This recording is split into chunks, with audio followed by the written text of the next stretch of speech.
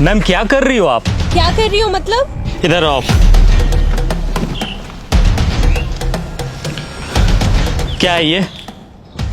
अपने तिरंगे का अपमान। मैंने नहीं रखा इसे। हिंदुस्तानी फौजी की आंखें बाज से भी ज्यादा तेज होती है। चलो मान लिया आपने इस झंडे को यहाँ नहीं फेंका, पर उठा तो सकती थी ना। ओ फौजी तुम ज्यादा ज्ञान मत दे, औकात में रहे अपनी औकात में ही हूँ। अगर मेरी आंखों के सामने कोई तिरंगे की बेइज्जती करेगा ना तो आंखें निकाल लूंगा मैं उसकी।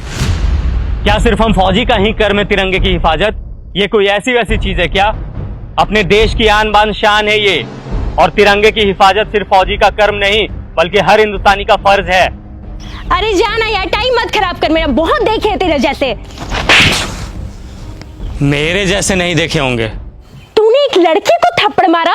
लड़की को नहीं मारा बल्कि बदतमीज लड़की को मारा।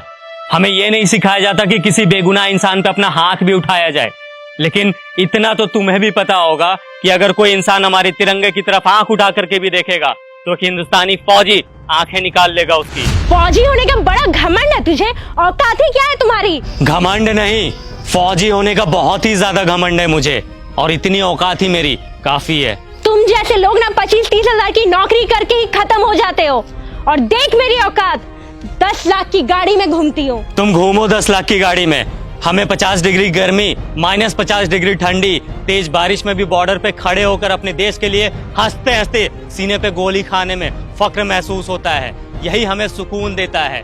तुम क्या जानो असली देशभक्त होता क्या है? सुन, अब बहुत हो रहा है तेरा। तूने तो मुझे एक थप्पड़ मारा ना, मैंने तुझे 10 ना मरवाया ना, तो मेरा भी नाम हनी नहीं।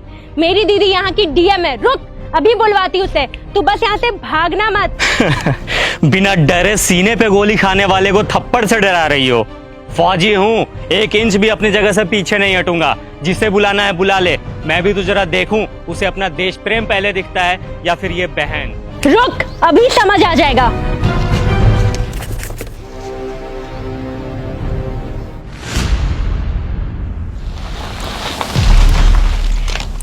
दीदी, यही है वो इंसान जिसने मुझे थप्पड़ मारा है। कितना मारा? एक, वो भी बहुत जोर का। कम ही मारा था। तुम एक फौजी के बारे में बुरा भला बोल रही हो, समझ में आता है ये कौन है? मैम सॉरी, बट शायद आपकी बहन कुछ ज्यादा ही मॉडर्न है। इसे तिरंगे की वैल्यू समझाने की जरूरत है। इसने ये तिरंगा इधर फेंका और जा रही थी। वो फट गया तो तू रख के क्या करती? अच्छा, फट गया था। 1 मिनट मैम।